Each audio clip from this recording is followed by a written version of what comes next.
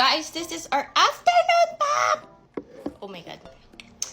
Anyway, this is our afternoon pump. It's currently 1 p.m.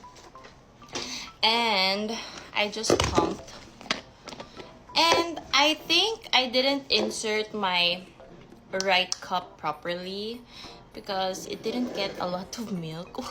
Oh no. Anyway, let's do a pump and pour.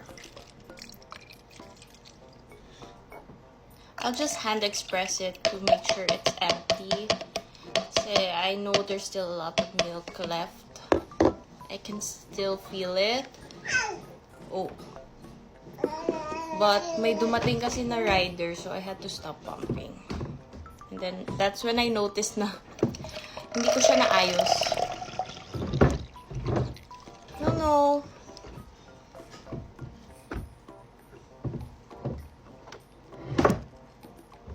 Oops. That's so full. Wait, let me get a baby bottle. Use this to hand express anyway, so it's fine.